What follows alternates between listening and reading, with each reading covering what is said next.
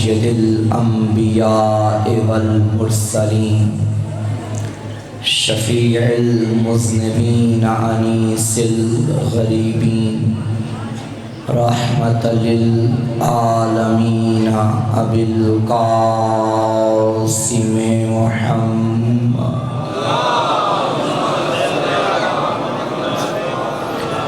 وعلى آلہ الطیبین الطاہرین المعصومین المظلومین المنتخبین المنتجبین ولعنۃ اللہ علی اعدائہم ومکسر فضائلہم ومنکر ولایتہم اجمعین اما بعد فقد قال الرحمن فی القرآن بسم اللہ الرحمن الرحیم انا علینا للہدی۔ درود پڑھیے آل محمد کی ذوات مقدسہ۔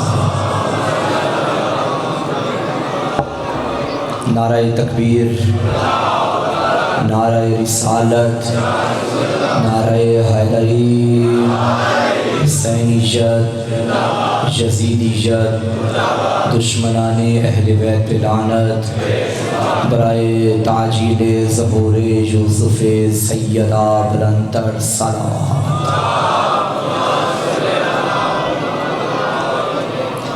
انتہائی واجب الاحترام سامعین گرامی قدر، تمام تعریفیں اس کے لیے جس نے ہمیں شاہ نجف کے در کا بھیکاری بنا دیا،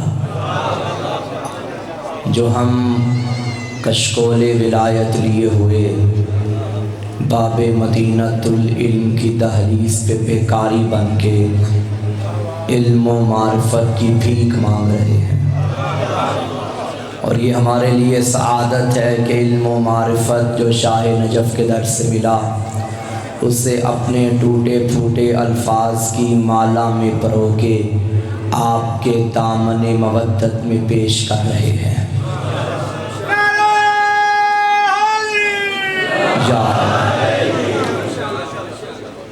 آپ کے اذہان عالیہ میں گزشتہ ایام کی گفتگو یقیناً موجود ہوگی۔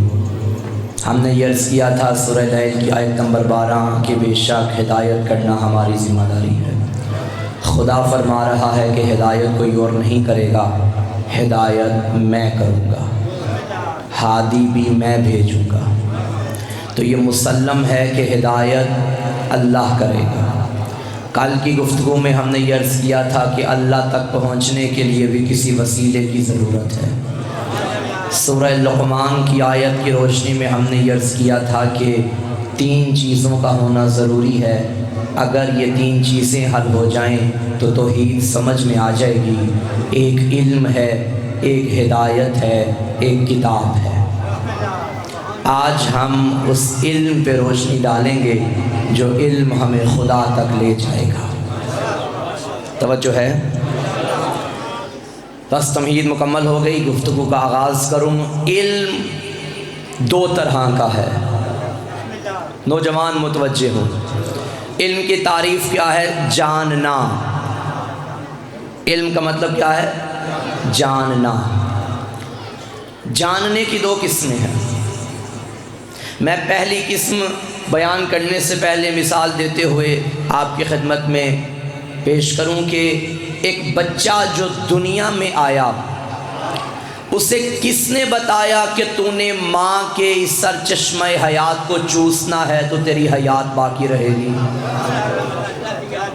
بچہ ہے 1 دن کا، 2 دن کا، 3 دن کا، اسے کس نے بتایا کہ تو نے دودھ پینا ہے؟ کیا آپ نے بتایا تھا جب بچہ آیا؟ اس کے کان میں کچھ کہا؟ نہیں۔ اگر کہا تو صرف علی ولی اللہ کہا، اگر کہا تو اذان و اقامت دی ہے نا، اس کے علاوہ تو کچھ نہیں کہا، لیکن بچے کو پتہ ہے کہ مجھے دودھ کہاں سے ملنا ہے۔ یہ وہ علم ہے جو اللہ نے اس کی فطرت میں رکھ دیا۔ بچے کو چیونٹی نے کاٹا، اس بچے کو کس نے بتایا ہے کہ جب چیونٹی کاٹے تو رونا ہے تاکہ ماں متوجہ ہو؟ بھائی وہ ہنستا کیوں نہیں؟ بچہ ہے، اسے کیا پتا کہ چونٹی کاٹے تو رویا جاتا ہے یا ہنسا جاتا ہے؟ توجہ ہے؟ لیکن بچہ رو رہا ہے۔ ہائے ہائے ہائے ہائے، بچے کو چیونٹی کاٹے تو بچہ روتا ہے، بچے کو درد ہو تو بچہ روتا ہے، کیونکہ یہ علم اس کی فطرت میں ہے۔ کیا کہنے حسین کے فرزند کے، جس بچے کو تیر لگا رویا نہیں مسکرا دیا۔ میں عرض کروں گا یا ابن حسین ابن علی، حق تو یہ بنتا تھا کہ آپ روتے کیونکہ آپ کے گلے میں تیر لگا ہے، مگر تاریخ نے لکھا، مورخ نے لکھا کہ آپ مسکرائے۔ آواز آئے گی تیر لگے تو بچہ روئے، یہ فطرت ہے۔ ہم فطرت پہ کیسے چلیں؟ فطرت بعد میں آئی ہے، ہم پہلے آئے ہیں۔ حیدری، ہماری آنکھ سوتی ہے، ہمارے دل کبھی سوتے نہیں، اپنے منصب کی حقیقت کو ہم کبھی کھوتے نہیں۔ تیر کھا کے مسکرا کے کہہ گیا اصغر مجھے، ہم ہیں اولاد علی میدان میں روتے نہیں۔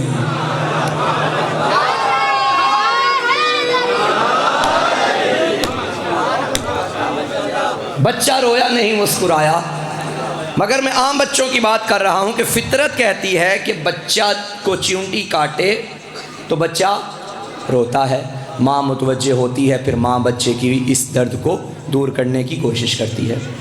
علم دو طرح کا ہے، ایک ہے علم وہبی یعنی علم فطرت، جو اللہ نے انسان کی فطرت میں رکھ دیا، کوئی سکھائے یا نہ سکھائے وہ علم ہے۔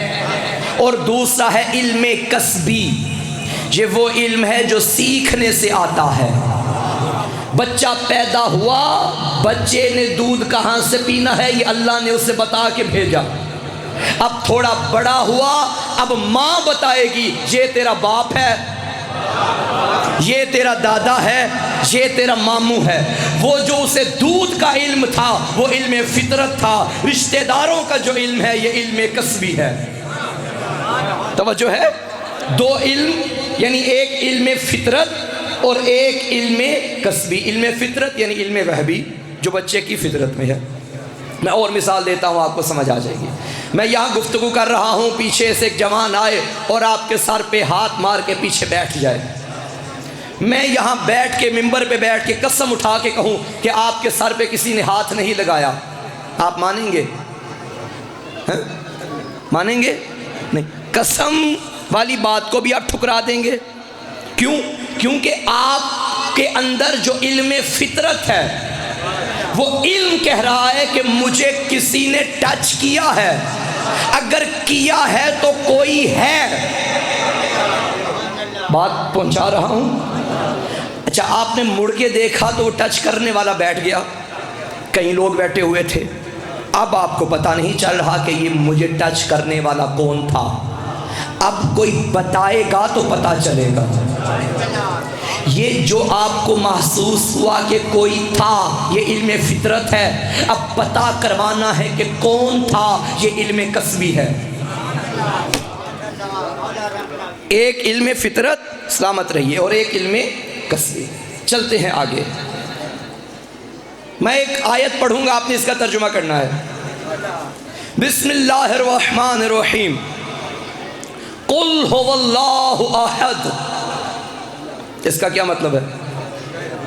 کہہ دو کہ اللہ، غلط، پریشان ہو گئے؟ قل هو اللہ احد، کہہ دو کہ اللہ ایک ہے، یہ ترجمہ غلط ہے۔ چلو لفظی ترجمہ کرتے ہیں، میں سمجھا دیتا ہوں۔ قل کیا مطلب اس کا؟ کہہ دو۔ چلو ترجمے سے عربی کرتے ہیں۔ کہہ دو کہ اللہ ایک ہے۔ کہہ دو کہ عربی کیا ہے؟ قل، اللہ ایک ہے، اس کی عربی کیا ہے؟ اللہ احد۔ ہوا کا ترجمہ کیوں نہیں کیا؟ توجہ ہے یا نہیں بھائی؟ قل هو اللہ احد، کہہ دو کہ وہ اللہ ایک ہے، کہہ دو کہ اللہ ایک ہے، یہ غلط ہے۔ یہ تو ہم سمجھانے کے لیے جلدی میں بول دیتے ہیں۔ لفظی ترجمہ اگر پوری آیت کا کیا جائے تو معنی یہ بنتا ہے کہہ دو کہ وہ اللہ ایک ہے۔ ہوا ضمیر ہے جو غائب کے لیے، غائب مفرد کے لیے استعمال ہوتی ہے، جیسے هو الذی بعث فی الامیین، وہ اللہ وہ ہے جس نے امیین میں رسول بھیجا وہ ہوا کا مطلب وہ. کہہ دو کہ وہ اللہ ایک ہے. یہ وہ کون ہے بھائی؟ بات پہنچ رہی ہے یعنی مشکل تو نہیں آج کی گفتگو؟ اگر مجھے لگ رہا ہے کہ مشکل ہے یا آپ کو مشکل لگ رہی ہے تو آپ نے مجھے تسلی دینے کے لیے میرے ساتھ ساتھ چلنا ہے تاکہ مجھے علم ہو کہ میں بات پہنچا رہا ہوں اور آپ تک پہنچ رہی ہے. علم دو طرح کا، ایک جو انسان کی فطرت میں، ایک وہ جو سیکھنے سے آتا ہے، یعنی علم فطرت، علم وہبی، اور ایک علم کسبی. کہہ دو کہ وہ اللہ ایک ہے. یہ وہ کی ڈیفینیشن کیا ہے؟ کون سا وہ؟ میں مثال دیتا ہوں. میں اگر ممبر پہ بیٹھ کے کہوں یہ ممبر کسی نے نہیں بنایا، آپ مان لیں گے؟ آپ نے بنانے والے کو دیکھا، اس ممبر کو بنتے دیکھا، پھر بھی مان لیں گے؟ نہیں مانیں گے نا، بلکہ کیا کہیں گے؟ نہیں کہ بھلا بنانے والا کوئی ہے. کیوں بھائی بنانے والا کیوں ہے جب میں کہہ رہا ہوں کہ کوئی نہیں ہے؟ آپ کہیں گے فطرت کہتی ہے کہ بننے والی چیز تب تک بن نہیں سکتی جب تک بنانے والا نہ ہو. یہ آپ کے علم فطرت نے کہا کہ کوئی ہے جس نے اسے بنایا. گھڑی، میں کہوں گھڑی کا بنانے والا کوئی نہیں، آپ مانیں گے؟ کہیں گے نہیں، جب گھڑی بنی ہوئی ہے تو یقیناً اس کا کوئی بنانے والا ہے. تو میں کہوں کہ بنانے والا ہے تو گھڑی میں نظر کیوں نہیں آتا؟ آپ کہیں گے وہ خالق ہی کیسا جو مخلوق کے اندر آ جائے؟ خالق مخلوق کے اندر نہیں آتا. اگر ہم کہیں کہ اللہ یہاں ہے تو اللہ تو محدود ہو گیا. جو محدود ہو جائے وہ اللہ نہیں، اللہ ہر جگہ ہے. ٹھیک ہے، تو مثال میں دے رہا تھا کہ گھڑی بنانے والا کوئی ہے، آپ مانتے ہیں کیونکہ آپ کا علم فطرت کہتا ہے. جب چھوٹی سی چیز، میں قل ہو اللہ کا ترجمہ کر رہا ہوں، جب چھوٹی سی چیز بغیر بنانے والے کے نہیں بنتی، میں لاکھ مرتبہ کہوں کہ ممبر بنانے والا کوئی نہیں، مگر یہ ممبر کی تصویر بتا رہی ہے کہ کوئی ہے. ممبر خود بتا رہا ہے کہ اس کا بنانے والا کوئی کارپینٹر ہے. گھڑی خود بتا رہی ہے کہ کوئی بنانے والا ہے. اب کرو کائنات کی نعمتوں پہ غور. یہ سورج بتا رہا ہے کہ میرا بنانے والا ہے، یہ چاند بتا رہا ہے کہ میرا بنانے والا ہے، یہ زمین کا فرش بتا رہا ہے کہ میرا بنانے والا ہے، یہ آسمان کی چھت بتا رہی ہے کہ میرا بنانے والا ہے. یہ کائنات بتا رہی ہے کوئی ہے جس نے بنایا. جب وہ ہے تو ہم ہیں. یہ جو علم فطرت کہتا ہے نا کہ کوئی ہے، یہی تو قرآن کہتا ہے وہ جو ہے نا وہ ایک ہے. وہ کا ترجمہ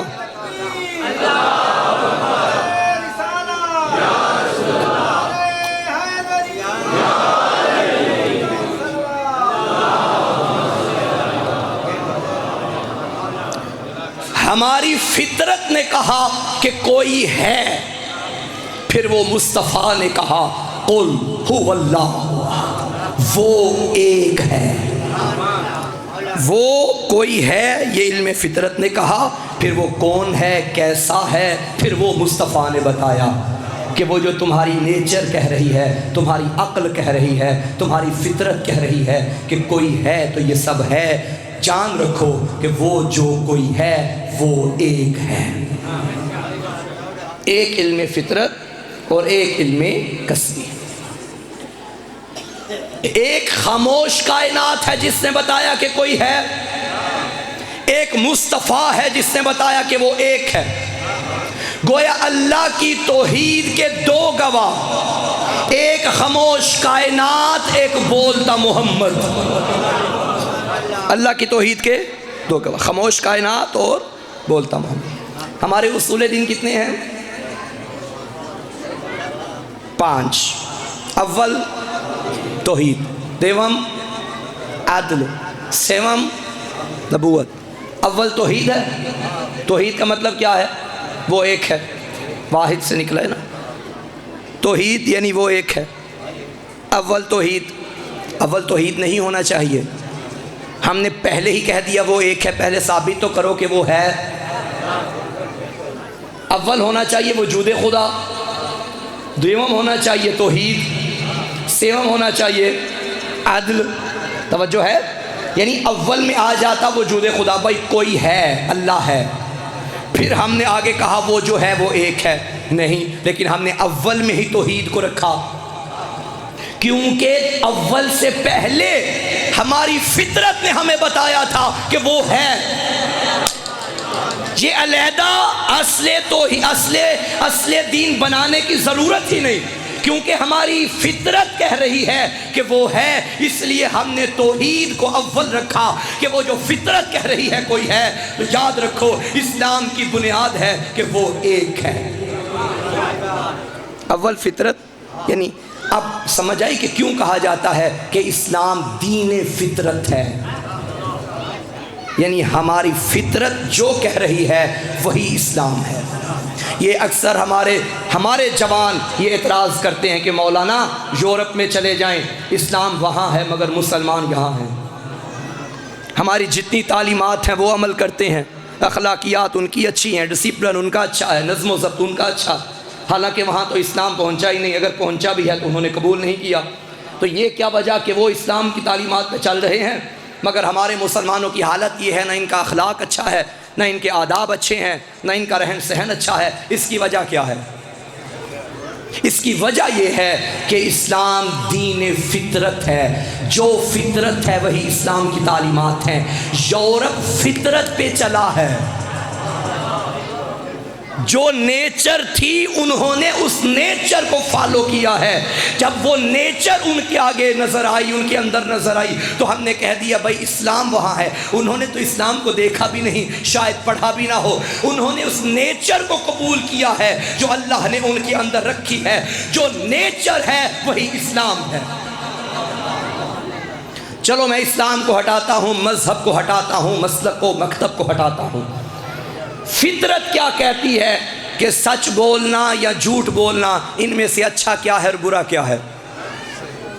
عقل کیا کہتی ہے؟ مشکل بات تو نہیں. آج نوجوان جو بیٹھے ہیں، میں آپ کے لیے آج گفتگو کر رہا ہوں. ہماری عقل کیا کہتی ہے؟ میں مسلمان نہیں، میں شیعہ نہیں، میں سنی نہیں، کچھ بھی نہیں، بالفرض میں ایک عام انسان ہوں. عقل اللہ نے مجھے دی ہے، میں نے عقل سے فیصلہ کرنا ہے. عقل کیا کہتی ہے کہ جھوٹ بولنا اچھی بات ہے یا بری بات؟ عقل کہتی ہے نا جھوٹ بولنا. ظالم ظلم کرتا ہے، میری عقل کیا کہتی ہے کہ ظالم کو انعام دینا چاہیے یا سزا دینی چاہیے؟ سزا دینی چاہیے. میری عقل کیا کہتی ہے کہ ایک مومن جو اپنا عیب، اپنا گناہ سننا پسند نہیں کرتا میری زبان سے، اور میں پس پشت اس کے بارے میں یہ باتیں کروں، عقل کیا کہتی ہے یہ اچھی چیز ہے یا بری؟ اسلام نے یہی تو کہا ہے کہ یہ غیبت ہو جائے گی، یہ بری چیز ہے. سچ بولنا اچھی چیز ہے، سچے جنت میں جائیں گے، یہ اسلام نے کہا.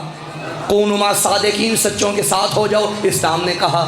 فطرت نے کہا سچ اچھا ہے، اسلام نے کہا سچوں کا دامن پکڑو.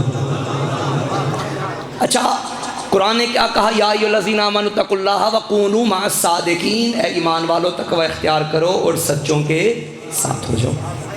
کیسے پتہ چلے گا کہ اب یہ سچے کون ہیں؟ تو آیت مباہلہ میں بتا دیا کہ سچے کون ہیں. چلو آیت مباہلہ تو اب سنتے رہتے ہیں، ایک اور آیت پڑھوں جہاں سے ثابت ہو جائے کہ سچا کون ہے. سورہ جمعہ میں آپ پڑھتے ہیں نا فَتَمَنَّوُا الْمَوْتَ إِن كُنتُمْ صَادِقِينَ، اگر تم سچے ہو تو موت کی تمنا کرو. سچوں کی علامت ہے کہ سچے موت کی تمنا کرتے ہیں.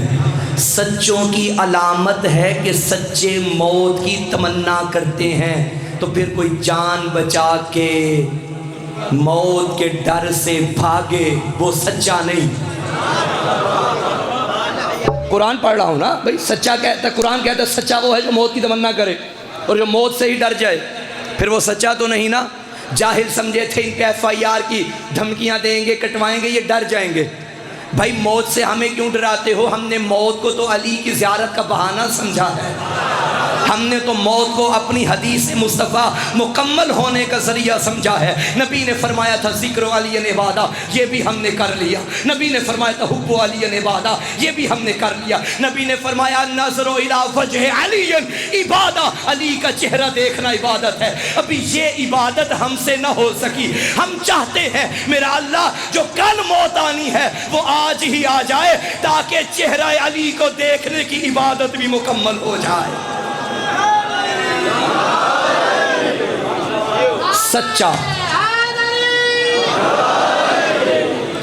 سچا وہ ہے جو موت کی تمنا کرتا ہے۔ خدا کی قسم پوری کائنات میں اور کوئی تمہیں نہیں ملے گا سوائے میرے مرشد علی کے، جو جنگ صفین میں سینے پہ ہاتھ مار کے کہہ رہا تھا علی کو موت کا کیا خطرہ، علی کو کیا ڈر ہے، علی موت پہ جا پڑے یا موت علی پہ آ پڑے۔ ہمیں موت کا خطرہ، ہم سچوں کے ساتھ ہیں، اور یہی وجہ ہے کہ کربلا کے میدان میں ہمیں درس ایسا ملا ہے۔ کربلا کے بچے جن کی تربیت کربلا کی ماؤں نے ایسی کی تھی کہ جب حسن مولا کے شہزادے نے چچا سے اجازت مانگی تو آقا نے فرمایا حسن کے بیٹے، اے میرے بھتیجے، اے قاسم بتاؤ موت کو کیسا پاتے ہو؟ تو شہزادے نے فرمایا تھا چچا جان اگر آپ کے راستے میں آ جائے تو الموت احلا من العسل، شہد سے بھی زیادہ میٹھا لگتا ہے اس کا ذائقہ۔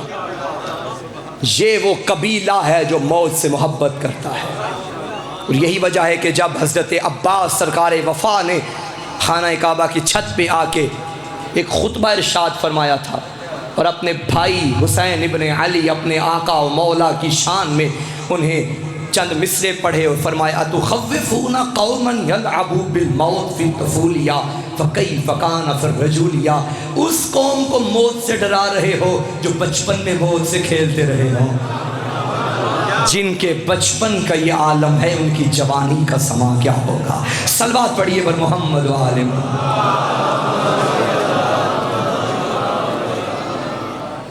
تو اللہ کی توحید کے کتنے گواہ؟ دو، ایک خاموش کائنات، ایک بولتا محمد۔ اب محمد کی نبوت کا گواہ کون ہے؟ یہ بھی قرآن سے پوچھتے ہیں وَيَقُولُ الَّذِينَ كَفَرُوا لَسْتَ مُرْسَلًا قُلْ كَفَىٰ بِاللَّهِ شَهِيدًا بَيْنِي وَبَيْنَكُمْ وَمَنْ عِندَهُ عِلْمُ الْكِتَابِ۔ اے حبیب جو تیری رسالت کو نہ مانے ان سے کہہ دے میرے لیے اللہ کافی ہے اور وہ جس کے پاس پوری کتاب کا علم ہے۔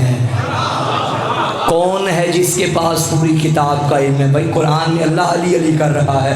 خدا کی قسم جو آیت پڑھتا ہوں مجھے علی کے علاوہ کوئی نظر ہی نہیں آتا۔ اللہ نے فرمایا تیری رسالت کے دو گواہ، ایک میں ایک علی۔ مجھے بتائیے کیا اللہ کبھی زمین پہ آ کے منکرین رسالت کے سامنے کھڑے ہو کے کبھی رسول کی گواہی دی؟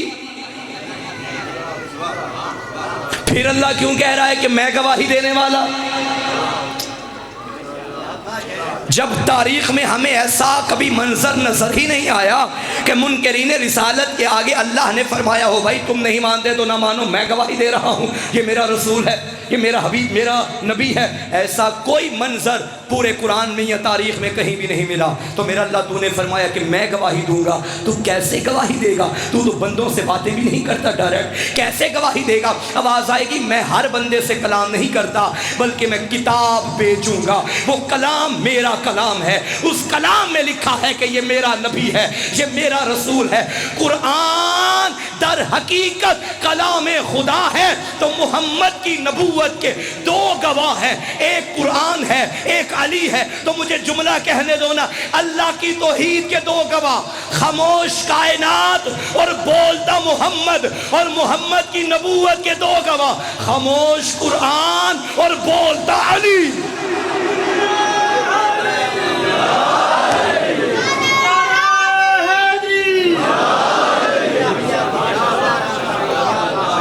دو گواہ، اللہ کی توحید کے بھی دو گواہ اور نبی کی نبوت کے بھی دو گواہ۔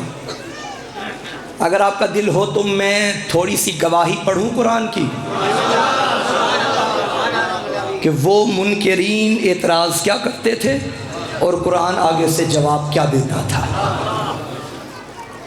قرآن مجید نے جب دیکھا، کیونکہ قرآن کلام خدا ہے، قرآن کلام خدا ہے، منکرین نے اعتراض کرتے ہوئے کہا لست مرسلا، تو رسول نہیں ہے۔ قرآن فوراً بول اٹھا انک لمن المرسلین، تو رسولوں میں سے ہے۔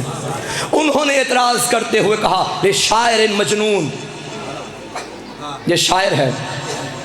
قرآن نے فوراً بول کے کہا ما علمناہ الشعر وما ينبغی لہ، سورہ یاسین میں۔ انہوں نے کہا انک لمجنون، تو دیوانہ ہے۔ قرآن فوراً بول اٹھا ما انت بنعمت ربک بمجنون۔ پھر قرآن بول اٹھا قالوا ما لہذا رسول یاکل الطعام ویمشی فی الاسواق، یہ کیسا رسول ہے جو کھانا بھی کھاتا ہے، بازار میں بھی چلتا ہے۔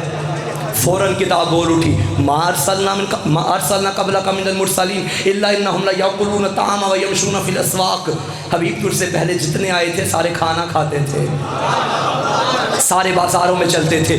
وہ اعتراض کرتے رہے، قرآن جواب دیتا رہا۔ خدا کی قسم میں ہر جملے پہ مومنین سے نہیں کہتا کہ میرے ساتھ بولو، مگر بعض جملے ایسے ہوتے ہیں کہ میں خود کہتا ہوں کہ تم پہ ضروری ہے بولو، کیونکہ مجھے یہ نہ لگے کہ میں اکیلا بیٹھا ہوں۔ اور یہ وہ جملے ہیں کہ تم نہ بھی اگر بولو گے تو میں خود کو داد دیتا جاؤں گا، یہاں سے لے کے یہاں تک اور آخری بندے تک۔ وہ اعتراض کرتے تھے نبی کی نبوت پہ، نبی کی رسالت پہ، قرآن ہر اعتراض کا جواب دیتا تھا۔ ایک مرتبہ وہ اعتراض کرنے لگے اور کہنے لگے دیکھا اللہ نے بیٹے دیے تھے واپس لے لیے، اب تیرا کوئی بیٹا نہیں ہے، جب بیٹا نہیں ہے تو مشن نہیں ہے، مشن نہیں ہے تو اسلام نہیں ہے، تیرے بیٹوں کے جانے سے اسلام مٹ جائے گا۔ فوراً کتاب خدا بول اٹھی حبیب پریشان نہ ہو، انا آتینا کل کوثر، ہم نے تجھے فاطمہ عطا کی ہے۔ اللہ اکبر۔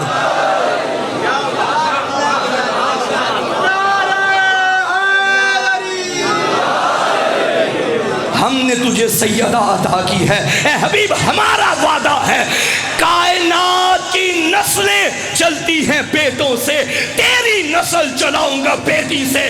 اور یاد رکھو جن کے بیٹے تھے ان کا نام لیوا بھی کوئی نہیں ہے، اور جس کی بیٹی تھی کائنات میں کوئی تو ایسا خطہ دکھاؤ جہاں سے آواز نہ آئے میں قاسمی سید ہوں، میں بخاری سید ہوں، میں نقوی سید ہوں، میں رضی سید ہوں، میں عابدی سید ہوں، میں حسنی سید ہوں۔ پتا چلا کسی کی اولاد ہو یا نہ ہو، اولاد زہرا کل بھی زندہ باد تھی، اب بھی زندہ باد۔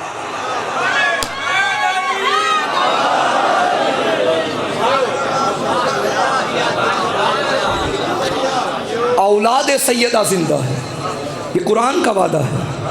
یہ تانا تھا، وہ تانے کا جواب تھا جو منکرین نے دیا تھا۔ قرآن نے فرمایا انا اعطینک الکوثر، ہم نے تجھے کوثر عطا کی، ہم نے تجھے خیر کثیر کا باپ بنایا، اولاد کثیر کا باپ بنایا۔ ہائے ہائے ہائے، اللہ نے آدم کو ساری انسانیت کا باپ بنایا، مگر اسے نہیں کہا کہ تو اولاد کثیر کا باپ ہے۔ اللہ نے نوح نبی کو آدم ثانی بنایا، مگر یہ نہیں کہا تو اولاد کثیر کا باپ ہے۔ کس کو کہا؟ مصطفیٰ کو۔ اولاد کتنی؟ ایک بیٹی، اور کہا کیا؟ ہم نے اولاد کثیر کا باپ بنایا۔ یاد رکھنا اولاد سیدہ کی دو قسمیں ہیں، ایک اولاد عام ہے، ایک اولاد خاص ہے۔ اولاد عام ہے جو ہم بیٹھے ہیں سادات، اولاد عام ہے یہ جو غیر معصوم ہے، اولاد عام ہے جو دنیا کے کونے کونے میں پھیلے ہیں، یہ بھی زندہ ہے۔ تو کوئی اولاد خاص بھی ہے، وہ بھی زندہ ہے۔ ہر دور میں زہرا کا بیٹا زندہ ہے، جس کے صدقے میں قرآن بھی باقی ہے، اسلام بھی باقی ہے۔ وہ مہدی زمان ہے جو زہرا کا بیٹا ہے، جس کے صدقے میں کائنات کا وجود باقی ہے۔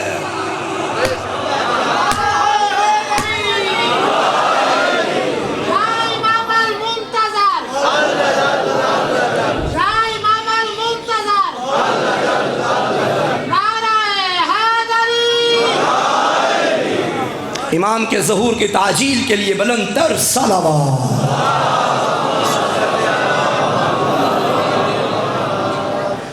اللہ کی توحید کے دو گواہ، خاموش کائنات اور بولتا محمد۔ محمد کی نبوت کے دو گواہ، خاموش قرآن اور بولتا علی۔ یہ قرآن ساتھ ساتھ ہے۔ اب علی کی ولایت کے دو گواہ، خاموش قرآن اور بولتا حسن۔ حسن کی امامت کے دو گواہ، خاموش قرآن اور بولتا حسین۔ حسین کی امامت کے دو گواہ، خاموش قرآن اور بولتا سجاد۔ خدا کی قسم یہی تو گواہی تھی جو کوفہ و شام کے بازاروں میں دی گئی تھی۔ خاموش قرآن نوکے نیزہ پہ بولتا تھا، بولتا قرآن اونٹ کی پشت پہ بولتا تھا۔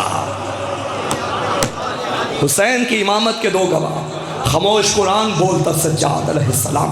امام سجاد علیہ السلام کی امامت کے دو گواہ، خاموش قرآن اور مولا باقر علیہ السلام۔ مولا باقر کی امامت کے دو گواہ، خاموش قرآن اور بولتے امام صادق علیہ السلام۔ امام صادق علیہ السلام کے دو گواہ، ہاں بولتا خاموش قرآن اور بولتے امام کاظم علیہ السلام۔ امام موسیٰ کاظم کی امامت کے دو گواہ، خاموش قرآن اور بولتے امام رضا علیہ السلام۔ امام رضا کی امامت کے دو گواہ، خاموش قرآن اور بولتے امام تقی علیہ السلام۔ امام تقی علیہ السلام کے دو گواہ، خاموش قرآن اور امام نقی علیہ السلام۔ امام نقی علیہ السلام کی امامت کے دو گواہ، خاموش قرآن اور بولتے امام عسکری علیہ السلام۔ امام عسکری علیہ السلام کی امامت کے دو گواہ، خاموش قرآن اور بولتے امام زمانہ علیہ السلام۔ امام زمانہ علیہ السلام کی امامت کے دو گواہ، خاموش قرآن۔ انتظار کرو دوسرے اس گواہ کا، جب مہدی آئے گا تب عیسیٰ بھی آئے گا۔ عیسیٰ مہدی کے پیچھے ہوگا، زہرا کا لاڈلا آگے ہوگا، عیسیٰ پیچھے نماز پڑھ کے بتائے گا قرآن بھی اس کا گواہ ہے، میں بھی اس کا گواہ۔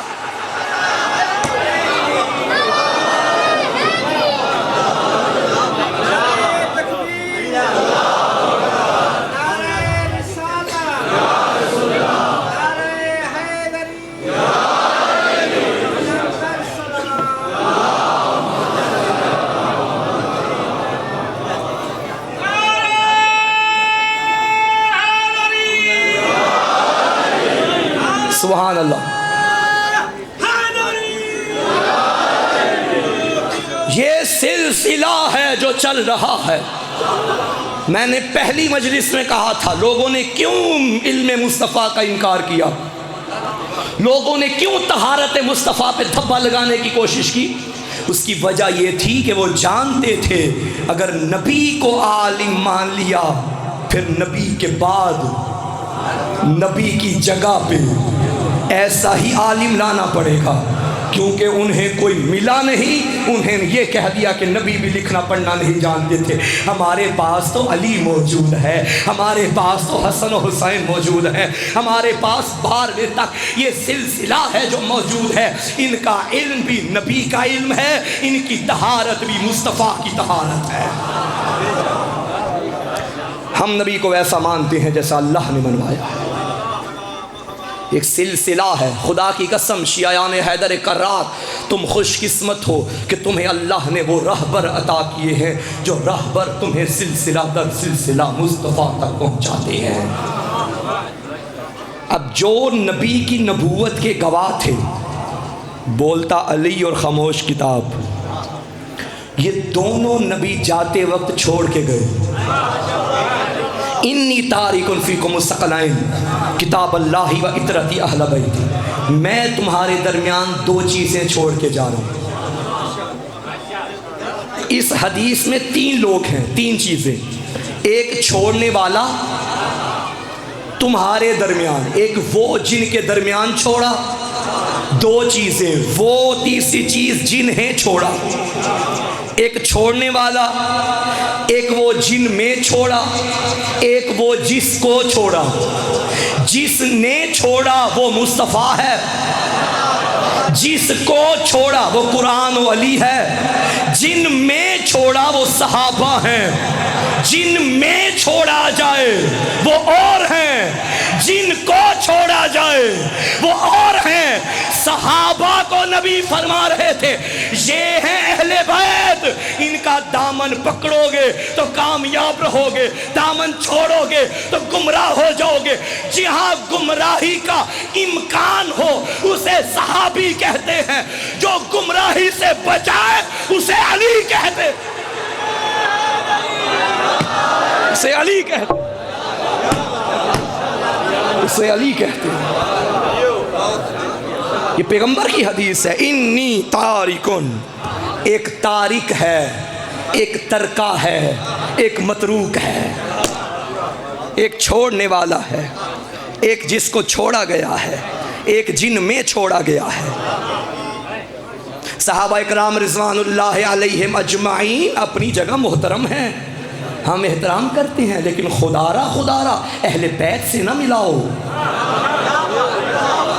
اہل بیت کی اطاعت کا حکم ہے، صحابہ کو اطاعت کا حکم ہے۔ ہر دور میں علی علی ہوتا رہا ہے، لیکن الحمدللہ ان مجالس اعزاء میں مسلسل شیعہ سنی بھرپور جو شرکت کر رہے ہیں، سب کا آنا اس بات کی دلیل ہے کہ علی سب کا ہے۔ پاکستان میں کوئی شیعہ سنی جھنگ نہیں ہے، پاکستان میں کوئی شیعہ سنی لڑائی نہیں ہے، ہم سارے بھائی ہیں، ہماری دیوار کے ساتھ دیوار ملی ہوئی ہے، ہم نے تو ایک دوسرے کو رشتے بھی دیے ہیں، رشتے دیے بھی ہیں، رشتے لیے بھی ہیں۔ شیعہ کا نہ سنی کے بغیر گزارا، سنی کا نہ شیعہ کے بغیر گزارا، لیکن جو تیسری قوم ہے وہ جو دونوں میں دراڑ ڈال رہی ہے، میں شیعوں کو بھی متوجہ کروں گا، اپنے بھائی سنیوں کو بھی متوجہ کروں گا، ان سے بچ کے رہیے گا۔ پاکستان دونوں کی میراث ہے، توجہ ہے۔ پاکستان ایک سنی نے سوچا تھا، شیعہ نے بنایا تھا۔ علامہ اقبال سنی تھے، قائد اعظم شیعہ تھے، توجہ ہے سامنے محترم۔ لہذا اہل سنت، مکتب تشیع، یہ سب ایک ہیں، ایک علاقے میں، ایک ملک میں رہنے والے ہیں، یہ اتفاق اتحاد یوں ہی قائم و دائم رہے۔ لیکن جو تیسری قوم ہمارے درمیان دراڑیں ڈالنے کی کوشش کر رہی ہے اور پاکستان کے امن کو خراب کرنا چاہتی ہے اور فتنہ و فساد لانا چاہتی ہے، خدا اس سے نیست و نابود کرے۔ اگر قابل ہدایت ہے تو خدا ہدایت دے اور خدا ان سے ہماری جان چھڑائے۔ یہ مجلسیں محمد کے بیٹے کا ذکر ہے، یہ مجلسیں اللہ کے پیاروں کا ذکر ہے۔ پاکستان مملکت خدا ہے، پاکستان اسلامی جمہوریہ ہے، پاکستان جو لا الہ الا اللہ کی بنیاد پہ بنا ہے۔ آج پاکستان میں کسی حویلی میں شادی ہو اور نعوذ باللہ ناچ گانا ہو نہ ہو، وہ کیا ناچ گانے کے لیے درخواستیں دی جائیں گی؟ کیا ناچ گانے کے لیے اجازت لی جائے گی؟ افسوس، یہ ملک جو اسلام کے نام پہ بنا، ناچ گانے کے لیے اجازت کی ضرورت نہیں، محمد کے بیٹے کے ذکر پہ پابندیاں کیوں ہیں؟ ہم نے شیطانیت کرنی ہو کسی نے، اس کی اجازت نہیں لینی پڑتی، نہ انتظامیہ اس سے روکے گی۔ اور جب حسین کا ذکر کرنا ہو، کیا آج بھی اتنا مظلوم ہے زہرا کا لال؟ کل نہ رونے دیا گیا اس پہ، اور آج اس کے ذکر پہ پابندیاں ہیں۔ عزادارو، ہم مجلسوں میں کیا کرتے ہیں؟ ہمیں پاکستان کی حکومت سے کچھ نہیں چاہیے، ہم اپنا ٹیکس معاف نہیں کروا رہے، ہم ہر شے کا بل دیتے ہیں، ہم رہائشی ہیں، ہم یہاں کے شہری ہیں۔ ہماری ایک درخواست ہے، بس ہمیں غریب پہ رونے دیا جائے۔ یہ قوم بڑی ترسی ہوئی ہے، اس قوم کے آگے پانی بھی رکھو یہ پھر بھی پیاسے کو یاد کرتی ہے، اس قوم کے آگے کھانا آ جائے یہ پھر بھی 3 دن کے بھوکے کو یاد کرتی ہے۔ یہ قوم غیرت مند ہے، بہنوں کی چادر دیکھے تو یہ پردوں کا ماتم کرتی ہے۔ آؤ آج اس بیوی کو روئیں جسے بابا کی لاش پہ رونے نہیں دیا گیا، جو پرندوں کو دیکھتی تھی نا تو بھائی سجاد سے کہتی تھی، بھیا یہ پرندے کہاں جا رہے ہیں؟ سید سجاد فرماتے تھے، بہنا یہ اپنے گھروں میں جا رہے ہیں، صبح ہوتی ہے پرندے نکلتے ہیں، شام ہوتی ہے پرندے گھروں میں جاتے ہیں۔ رو کے کہتی تھی، بھیا کیا ہمارا کوئی گھر نہیں ہے؟ بڑا پیار تھا معصومہ کو بابا سے۔ میرا سلام حسین کی اس 4 سال کی بیٹی پہ جس کی عمر تھوڑی تھی مگر ضعیف ہو گئی۔ شب عاشور جس بیٹی کو پتہ ہو کہ بابا آخری رات کا مہمان ہے، اس بیٹی کی رات کیسے گزرے گی؟ عزادارو، حسین ابن علی کی رات ایسے گزری، کبھی امام خیمے میں جاتے، کبھی مصلی پہ آتے، کبھی صحابہ سے گفتگو کرتے، کبھی بہنوں کو نصیحتیں کرتے۔ ایک مرتبہ کیا ہوا، 4 سال کی بی بی بابا کے پیچھے پیچھے، حسین میدان کربلا میں دیکھتے، سکینہ بابا کا چہرہ دیکھتی، حسین مصلی پہ آتے، سکینہ بیٹھ کے بابا کو دیکھتی، حسین رکوع میں جاتے، سکینہ بابا کو دیکھتی۔ مجھے معاف کرنا، نماز ختم ہوئی، باپ نے بیٹی کو گودی میں بٹھایا، فرمایا معصومہ خیر تو ہے؟ رو کے کہتی ہے بابا میں نے پھپھی سے سنا ہے تیری آخری رات ہے۔ ہاں معصومہ، آج کے بعد تجھے میرا سینہ نہیں ملے گا۔ تڑپ کے کہتی ہے بابا پھر مجھے بتائیے میں آج کے بعد کس کے سینے پہ سوں گی؟ تڑپ کے آواز آئی سکینہ آج کے بعد تو اماں کے سینے پہ سوئے گی۔ عزادارو، اماں کا نام آیا، کہنے لگی بابا اماں کے سینے پہ تو میرا بھائی اصغر سوتا ہے۔ غریب نے کہا سکینہ آج کے بعد قانون بدل جائے گا، اصغر میرے سینے پہ۔ تو اماں کے ساتھ شام چلی جائے گی۔ آ گئی شام غریباں، بابا کا سینہ نہیں مل رہا۔ جب بابا کی لاش پہ پہنچی ہے نا معصومہ، عزادارو بی بی سکینہ روایت کرتی ہیں جب شام غریباں میں بابا کے لاشے پہ پہنچ کی، کٹی ہوئی رگوں سے باتیں کر رہی تھی، بابا کی خشک رگوں سے آواز آ رہی تھی۔ شیعوں تمہارے لیے جملہ ہے، امام فرماتے تھے سکینہ میرے شیعوں سے کہنا جب بھی ٹھنڈا پانی پیو میری پیاس کو یاد کرنا، میں بڑا پیاسا مارا گیا ہوں، میری پیاسی رگوں پہ، میری خشک رگوں پہ ظالم کا خنجر چلتا رہا۔ سکینہ نے بابا کا لاشا چھوڑا، شام غریباں سے چل پڑی۔ آ گیا بازار، بابا یاد کرتی رہی، آ گیا دربار، بابا کو یاد کرتی رہی۔ ایک ایک رسی میں 12 گلے ہوتے تھے، سب سے آگے حسین کی بہنا، اس سے آگے ملکہ زنجبار ہوتی تھی، سب سے پیچھے حسین کی 4 سال کی بیٹی ہوتی تھی۔ 12 گردنیں ایک ایک رسی میں بندھی ہوتی تھی، ایک بی بی بھی رسی کو جھٹکا دیتی۔ معصومہ کہتی سجاد بھائی اور میری ٹانگیں میرے پاؤں زمین سے اٹھ رہے، سارا رستہ اور جس کی گردن پہ عزادارو رسیوں کے نشان آ گئے۔ آ گیا شام کا دربار، روتی رہی بابا کو یاد کر کے۔ ایک وقت ایسا آیا، آدھی رات کا وقت تھا، کہتی تھی سجاد مجھے بابا ملا دے، سجاد میرا بابا کے بغیر دل نہیں۔ سید سجاد یزید تک پہنچے، فرمایا ظالم سارا مضمون چھوڑ دیا، ایک مرتبہ بابا کا سر دے دے میری بہنہ خاموش ہو جائے گی۔ اس ظالم نے حکم دیا دشت پہ سر لے جایا جائے، شام کے زندان میں پہنچایا جائے۔ چھوٹی اولاد والو، معصومہ کی گودی ہے، گودی میں بابا کا کٹا ہوا سر ہے۔ اللہ نہ کرے کوئی بیٹی بابا کو اس رنگ میں دیکھے۔ تمہارے گھر میں بھی چھوٹی بیٹیاں ہوں گی، اللہ تمہاری بیٹیوں کے نصیب اچھے کرے، اللہ تمہاری بیٹیوں کے پردے سلامت رکھے۔ عزادارو اگر کسی کا بچہ رو رہا ہو تو بچہ خاموش کروانے کے لیے کیا کرتا ہے؟ اسے کھلونے لا کے دیتا ہے، اسے کھانے کی چیزیں لا کے دیتا ہے۔ یہ سجاد کی بہن تھی جو رو رہی تھی، چپ کروانے کے لیے بابا کا کٹا ہوا سر آیا۔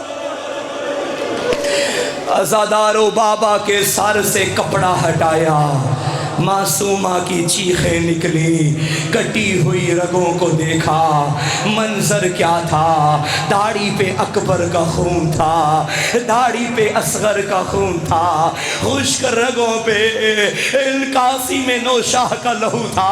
अज़ादारो, ये वो मासूमा जिसने बाबा को देखा और बैन करने शुरू किए। अज़ादारो, बेटियों की फितरत होती है, जब सुबह से शाम तक तू घर से बाहर हो, शाम के वक्त घर जाए, अल्लाह ना करे तेरी बेटी को किसी ने तमाचा मारा हो, तेरी बेटी सारा दिन कहती है बाबा को आने दे, मैं बाबा को बताऊंगी। एक दिन की बिछड़ी हुई बेटी जब बाबा से मिलती है, यही कहती है बाबा तू सारा दिन नहीं था, मुझे कभी भाई मारता था, मुझे कभी बहनें मारती थी, 10 मुहर्रम के बाद आज सकीना को बाबा मिला, कहती थी बाबा तू चला गया, तेरे जाने की देर थी, शामे गरीबा में जालिम ने पहला तमाचा मारा। ओ बाबा, जो ईद के दिन दुर लेके दिए थे, ओ बाबा मेरे कान देख, बाबा हमारी चादरें लूटी गई, बाबा तूने कहा था पुफियों को शिकायत नहीं करनी, बाबा पुफी से पूछ ले, मैं ताज़ियाने बर्दाश्त करती रही, और बाबा मैंने पुफियों से कुछ नहीं कहा। बाबा मुझे इतना बता, तेरे गले की रगों को किसने काटा है? गरीब का कोई जवाब नहीं आया। फिर कहती थी बाबा मुझे इतना बता, तेरी दाढ़ी को खून से रंगीन किसने किया? गरीब का जवाब नहीं आया। ओ बाबा उठ के देख, शाम के छोटे छोटे बच्चे अपने बाबा की उंगलियां पकड़ के बाजारों की सैरें कर रहे हैं। ओ बाबा मेरी कोई यतीमी की उम्र थी, बाबा मुझे इस उम्र में यतीम किसने बनाया? अज़ादारो गरीब का जवाब नहीं आया। माफ करना अज़ादारो, आखिरी जुमला ऐसा पढ़ा, गरीब के जख्मी लब हिल गए, आवाज आई बाबा ना बता, मगर इतना तो बता, जब मैंने तुझे रवाना किया था तू मक्तल में गया था बाबा, तब तू 3 दिन का प्यासा था, तुझे अभी तक पानी भी मिला या प्यासा मारा गया? आवाज आई सकीना, और मैं प्यासा। बाबा की प्यास बर्दाश्त न कर सकी, बाबा के मुंह पे मुंह रखा, आवाज आई हाय ओ मेरा प्यासा बाबा, हाय ओ मेरा गरीब बाबा, हाय ओ अल्लाह रासी बाबा। इमाम सज्जाद फरमाते हैं बाबा के मुंह पे मुंह रख के सो गई, ऐसा सोई फिर ना उठ सकी। सज्जाद ने बहन की नब्ज़ को पकड़ा, शाम के जिंदान में मातम हुआ, हाय सकीना। आखिरी जुमला सुन लीजिए, मेरा दिल बन गया है मैं एक जुमला पढ़ूं। हुसैन की बहन ने गुस्ल दिया, कैसे गुस्ल दिया? 3 गुस्ल देने वाले ऐसे तारीख में मिलते हैं, जब गुस्ल देने वालों को गुस्ल दे रहे थे, गुस्ल देने वालों की चीखें निकली। वो कौन है 3? पहला तेरा मेरा पहला इमाम अली गुस्ल दे रहा था ज़हरा को, गुस्ल देते वक्त बाहर आया, अली दाढ़े मार मार के रोया, हाय हुसैन की अम्मा, और जो मुझसे छुपाती रही, और 95 दिन जिसकी पसलियां टूटी हुई थी। सुनोगे दूसरा कौन? दूसरे मेरे मौला बाकिर हैं, जिन्होंने बाबा सज्जाद को गुस्ल दिया, जहां से कमीज उठाते थे कहीं ताजियानों के निशान। अज़ादारो, तीसरी बीबी ज़ैनब है, जब मासूमा को गुस्ल दिया, आवाज आई सज्जाद जहां से कुर्ता उठाऊं कुर्ता नहीं उठता। क्या वजह है? زخم اتنے تھے جہاں سے بھی کرتا اٹھاتی تھی زخموں کی لاپ نہ لاتے ہوئے سکینہ جب گئی جہاں سے بھی کرتا اٹھتا خون نکلتا تھا ہائے سکینہ مر گئی الا لعنت اللہ علی القوم الظالمین